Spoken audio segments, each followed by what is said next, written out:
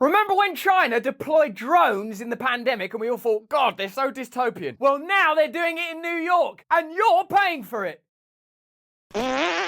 Hello there, you 6.5 million awakening wonders. Thanks for joining us on our mutual voyage to truth and freedom that we undertake together. Hit that notification bell right now. Don't hit it, just touch it lightly. It doesn't help us that you use force. And subscribe to our channel. All of this benefits us hugely. We have got to do something together in order to make this a better world by personally awakening. Otherwise, these dystopic forces, these elite establishment cartels that are gathering around us like a technocratic storm will deluge us in their dreadful power. The NYPD are now using drones to spy on you on Labor Day. Obviously for your security and safety. I don't know like how that could help. Oh no, they dropped a hot dog. Quick, get that out of the grill. It could be safe. I quite like the burned ones. What's it gonna do that's gonna benefit anyone up there? Hey, if you want to come and see me in a few intimate shows this month in September, there are a handful of tickets available. There's a link in the description below. Come and see me. Let's get into this story. Do you want to pay for this police state that's being normalised? Digi-dogs, drones, surveillance, taking your digital data, using your biometrics. It's being normalised around you. The rate of change is extraordinary. I remember when I saw one of those drones in China, I was like, no man, no, this ain't right, baby. No, this is Paul Verhoeven shit. I'm not standing for this RoboCop crap. And I was just like, you just sit in your garden eating Cheetos while drones tell you what to do. You've got too much cheese dust on your finger. Sorry, drone. Don't lick that like that, you pervert. Actually, I was eating them with the other hand.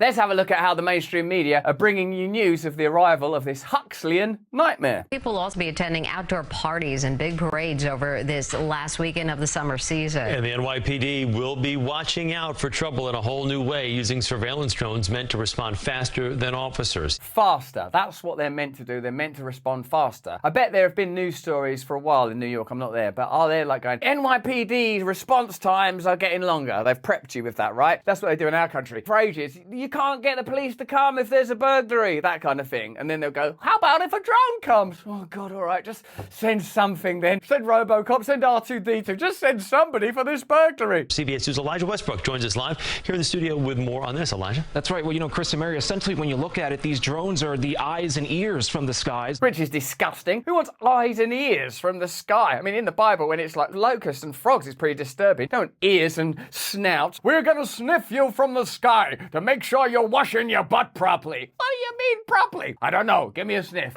Not bad. Not bad. Have another hot dog. Don't put it there. Hovering over parties and large festivities aimed at keeping people safe, of course. Oh, okay. Aimed at keeping people safe, of course. It's almost like he remembered while doing it that this is meant to be propaganda for the state. This is all the news is. It preps you and grooms you and normalizes increasing authoritarianism and eases the new measures into your consciousness in a way that stops you rejecting them like a stranger's kidney from the sky. Now, police say, for example, they get a 311 complaint about loud music at a house party. The idea is to deploy the drone and pre-screen what is happening at that location. Pre-screen? It's only a preparatory measure. It's only a couple of weeks to flatten the curve and to stop the spread. What I would say is if you're a member of the police force, is them drones are coming for your job next. That'll be the next thing. Entirely automated police forces of digi-dogs and drones. And then the last hope we have that the police force and the military are made up of men and women just like us, from the same communities that we came from, and that when it comes to the day when they go, we don't need them anymore, we've got AI everything. Kill them. They might go, oh, that's my cousin. That's my auntie. That will be gone. Yes, Digi-Dog will comply. Digi-Dog will obey. Now, the drones are said to be equipped with audio devices and speakers that are operated by officers on the ground. Audio devices and speakers. They're going to hover above your Labor Day party. I hope you enjoyed Labor Day, by the way, or whatever it is next, Halloween, whatever. Some peaceful protest, not peaceful enough. Some other activity. This is where they normalize it, where they introduce you to it slowly, slowly, easing it in. Like the media equivalent of Saucy How's Your Father. What the fuck is Saucy How's Your Father? Look it up. Watch a Carry On film. those officers are also able to play a live or pre-recorded message and ask for compliance with, let's say, turning down the music before cops arrive. Now, the NYPD says this tactic was used in June during the city's Pride Parade. That hat is too elaborate and dangerous, but it's pride. Not that much pride. Where hundreds of people gathered inside Washington Square Park. They say within 10 minutes, the park was cleared without having to send out additional officers into the crowd. We're being trained to be obedient, not only to abstract authority or the messaging of the media, but now in the streets. The agents of authority can now just fly above your garden or your yard and tell you what to do. I say that we have to have a type of obedience to a higher cause, a higher principle, but being obedient to this kind of authoritarianism will be our downfall. And here's something that's interesting. Police also tell us there's warnings being sent out to gang members to be on their best behavior. Look at the extraordinary scope of NYPD policing methods. Very, very high-tech, dystopic, Orwellian surveillance drones in your yard, booming down on you that you're overcooking your buns, to the most antiquated, extraordinary age of innocence style inscriptions. Cops have sent letters to the homes of about 40 people who are on record as a known gang member from the area. Dear gang members, I hope all is well with you. The weather here is fine. Hope all is well with your gangs and your numerous homies. May we ask you to party sensibly during the holiday and riot season. Yours sincerely, NYPD. I think there's a mail strike on. Drop it off by drone. We're told the letter informs them they have been identified and will face scrutiny. You know what these gang members fear above all else? Being murdered like so many of their friends? No, scrutiny. Nobody likes to be scrutinized. Ah, the scrutiny, the scrutiny. When this happened in China a couple of years ago, when we were all being introduced to the idea of centralized authoritarianism being induced and monitored by surveillance methods, I thought this looked terrifying. I remember watching this in something akin to awe. Oh my God. We gathered around our screens. Look at this. They're just like drones shouting at Chinese folks, telling them to stay in their house. Now, it's happening in New York, where Midnight Cowboy, Scorsese, Jay-Z, drones. What we're inviting you to consider, and let me know how you feel about this in the comments, is the rate of change. That something that was extraordinary in China 2 years ago is normal in New York City. Can you please use that to create an equation in your own head for what the rate of progress going forward might be? Of course, they're not going to just go, oh, there's digi-dogs outside your house or telling you what to do. First, it'll be, the digi-dogs are helping out in a soup kitchen over Christmas. The digi-dogs turned up at this parade. They had their own float. And then it's like, oh, for some reason or another, climate, pandemic, whatever it is this time, you've all got to stay in your homes. Do listen to the digi-dog. There's a digi-dog coming around to give you an injection or tax you or whatever it'll be. Mark my words. I've said it on video now. Check the date. Let us know in the comments if you agree. Let's scrutinise this story as if it were a gang member and put the fear of God into it. Meanwhile, Customs and Border Protection, CBP, which is part of the Department of Homeland Security, DHS, have refined their surveillance operations by including detection of sentiment and emotion by using AI-powered software. Sentiment and emotion, like sort of inner states, the archetypal inner organs of your life are being evaluated by government agencies now. To what end? Well, to help you, of course, and to keep you safe, I assume. Those targeted by the software are travellers either arriving to or leaving the US who are considered a potential threat to a fairly wide range of interests, public and national security, trade and travel. They're introducing it with a community that they don't imagine will have much support. Migrants, whether you're pro or anti-migrants, whether you're concerned about migration or not, let me know in the comments. Surely you will agree that this is a community that will be an easy way to pilot this idea. This is just people that are coming into our country. We've got to monitor their sentiments and facial expressions. You think that that's going to be the end of it? Have you ever experienced anything lately where it was introduced for a short time and then prolonged, whether it's the Patriot Act or measures around the pandemic? Do you really believe that your government and its corporate partners have the discipline and goodwill to use this stuff judiciously? Do you have that kind of trust? Let me know in the comments. And these persons of interest, it sounds so innocuous. You're a person of interest. We're going to scrutinize you. Strange facial expression, rejecting scrutiny. I don't like being scrutinized. Why is that? Scrutinise further. Scrutinise further. Person of interest. A person of interest can be foreign and US citizens alike. Imagine a Venn diagram, like Kamala Harris. Okay, so it could be foreign people, that's these people, and American people, that's these people. So you mean everyone? Well, I suppose you are either American or not American. Yeah, that's everyone.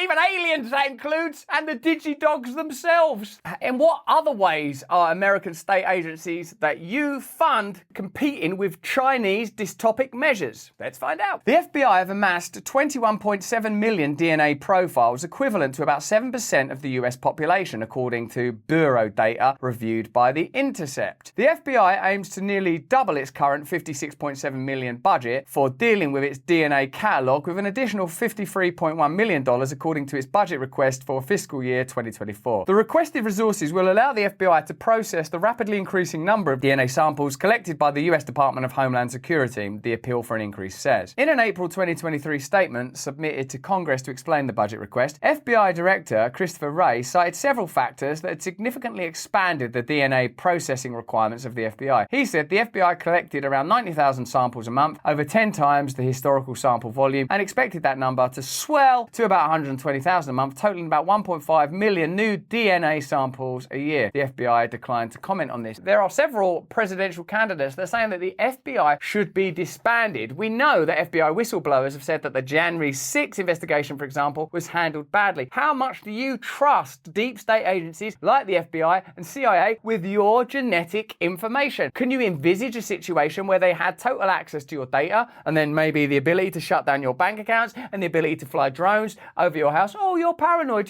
No, I'm not. I'm just looking at this information and offering a prognosis before it's too late. What's not paranoid then? Let's just wait and see what they're doing. Oh yeah. Like, is it paranoid to imagine that wars might have a motivation other than humanitarian motivation when all other wars in the past, since the Second World War, let's say, have had precisely that motivation? Is it paranoid to imagine that this technology might end up being used to control the population when what's being offered is security and service? Is that paranoid? Am I paranoid? Let me know. Let me know. Who wants to be surveilled and scrutinized by an unloving state? We're all self-conscious about our appearance. I love you exactly as you are. You don't need to change anything. But if you are self-conscious about hair loss, you might consider these little babies. Millions of Americans, men and women, are worried about their hair thinning. Maybe hair thinning runs in the old family. Is your pappy as bald as a coot? This stuff, it delivers on its promise without the harsh side effects, unwanted chemicals, and unpleonted stink hole of other products. Thanks to our friends that developed Genucell skincare, Provia uses a safe,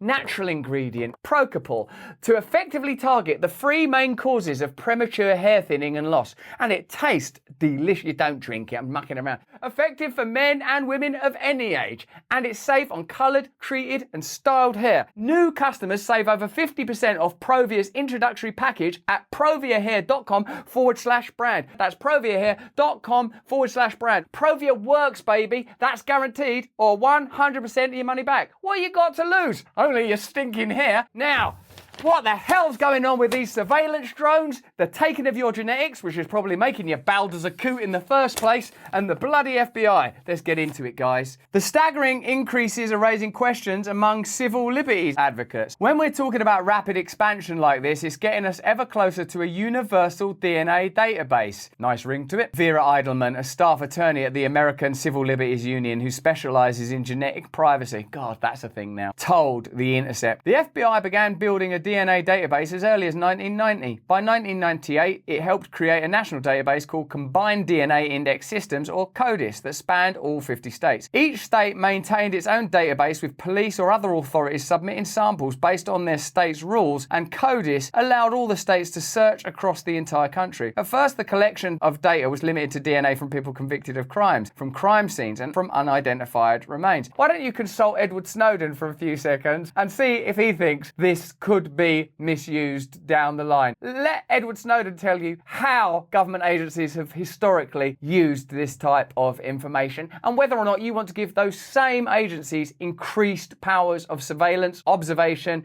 and control. Even those categories were controversial at the time. When CODIS was launched nationally, most states did not submit DNA from all people convicted of felonies. The only point of consensus among the states' collection program was to take DNA from convicted sex offenders. That's how it starts. Let's start with something that seems perfectly reasonable. Well, wouldn't it be good to monitor sex offenders and to know where they're moving and what they're going to be doing? Yes. Yeah, I would like to know that. God, I've got kids. Jesus, yes, of course.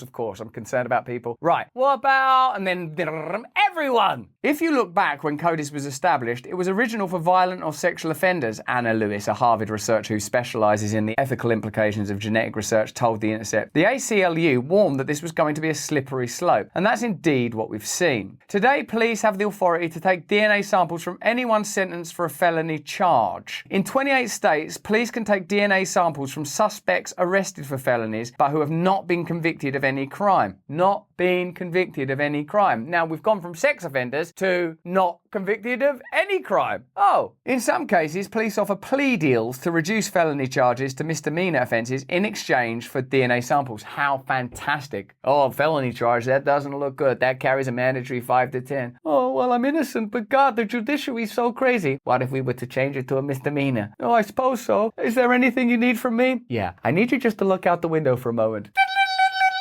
Oh, would that be all?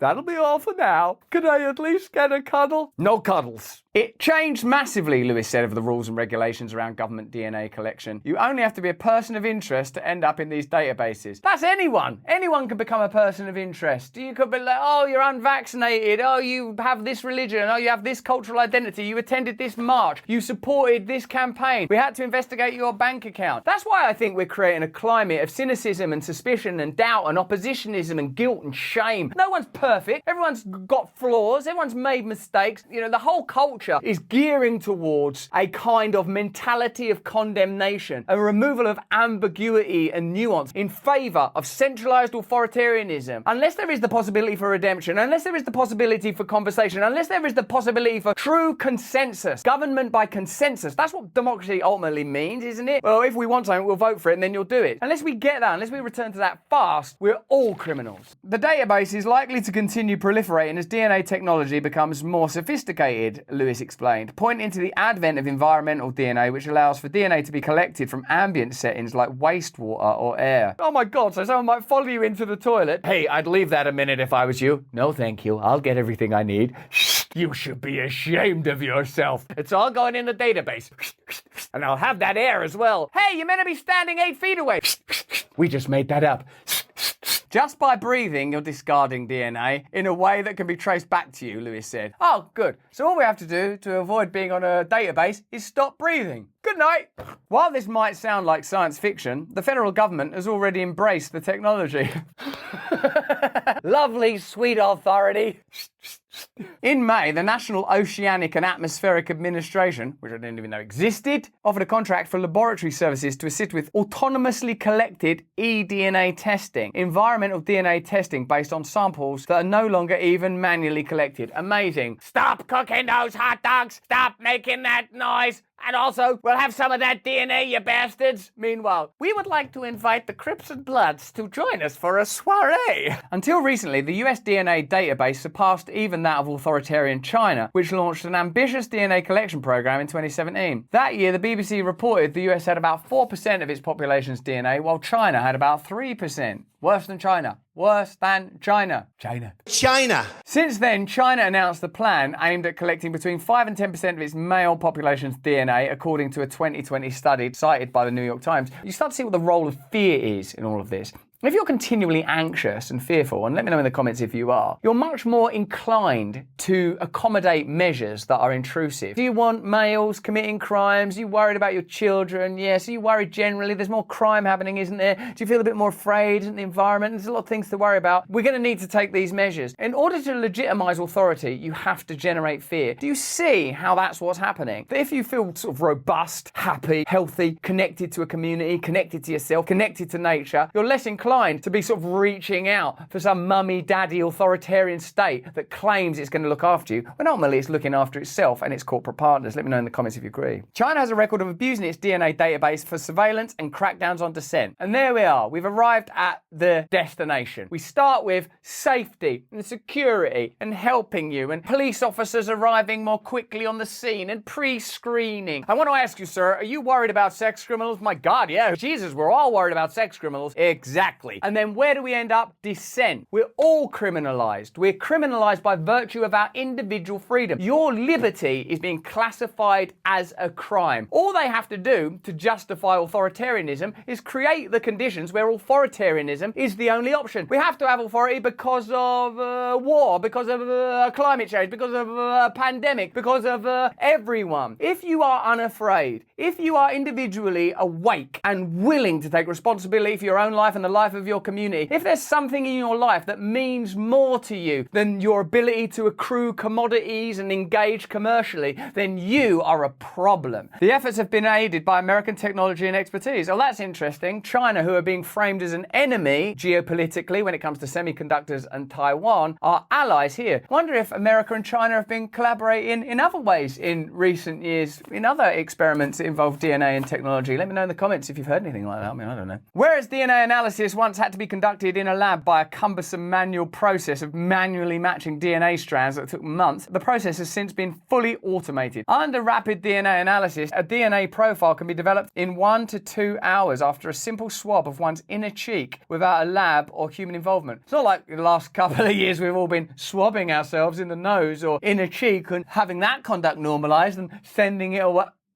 Oh shit. When surveillance technology gets cheaper, easier and faster to use, said Edelman of the ACLU, it tends to get used more, often in ways that are troubling. We're continually sold that technological advances will benefit us, and certainly I love my technological devices. I love being able to communicate with you right now. It means the world to me. But we have to be aware that this technology usually benefits the most powerful institutions the most, whether that's corporate or state institutions. They're the ones that are going to be able to fast track this technology. They're the ones with an agenda to assert control and to create the conditions that require control. They're the ones that are pushing for this stuff. I am not a Luddite, nor am I a Rousseauian worshipper of the nobility of savagery. But I do believe that we have to remain connected to nature, and we have to be mindful about the way that technology is used. Quite simply, technology is a tool, like language is a tool, and we have to use these tools for our mutual benefit, for our individual awakening, for the advancement of our kind, for the love of God. And in a godless society, where do we go? Well, I'll tell you where we go. To prison, because you're guilty of breathing. In 2021, the FBI touted as a major milestone the contribution of its 20 millionth DNA profile to the National DNA Database, calling it one of the most successful investigative tools available to US law enforcement. Unbelievable. It's a milestone, all right, and there are a few more miles to cover, but I mean, who's going to prevent them from covering those miles? Unless the FBI does get disbanded. Let me know in the comments what you think. While DNA has played an important role in prosecuting crimes, less than 3% of the profiles have assisted in cases the Bureau's data reveals. By comparison, fingerprints collected by the FBI from current and former federal employees link them to crimes at a rate of 12% each year. The Bureau testified in 2004 when fingerprint technology was far less sophisticated. So statistically, this research is not as effective as fingerprinting. For civil liberties advocates, a government database of everyone's DNA would be rife for abuses. A universal database really just would subvert our ideas of autonomy and freedom and the presumption of innocence. Do you feel that happening everywhere? That it really now is guilty until proven innocent? That all of us are guilty in some way of saying the wrong thing, of thinking the wrong thoughts, of breathing in the wrong place, of leaving our dirty water accessible to analysis? Once this technology exists, they won't be able to resist using it. It would be saying that it makes sense for the government to track us at any time based on our private information, Edelman told The Intercept, adding that DNA collection presents specific risks to privacy. So there you are, a package of stories that indicate that what was regarded as impossible and dystopic just a couple of years ago, and what could be seen as a miracle of human advancement, are becoming tools of authoritarianism. That your DNA, your time in your garden, your facial expressions, all could be used to create profiles of you, and the gradient from clear criminality to person of interest has already been traversed. Your freedom is being criminalized. Your liberty is a cause for their concern. We have to learn to be disobedient. We have to learn to not comply. We have to learn to form new alliances with one another that transcend their tendency to separate us and turn us against one another, because they have the tools for dystopia now. They're creating the legislation. As far as I know, they're building the gulags and the jails. We have to resist together. But that's just what I think. Why don't you let me know what what you think in the comments below. If you enjoyed this video, have a look at either of these. Remember, if you're in the UK, I'm doing a handful of small, intimate shows. You can come. There's a link in the description if you want to come and see me do that stuff. More important than any of that, though, is that you please, if you can, stay free.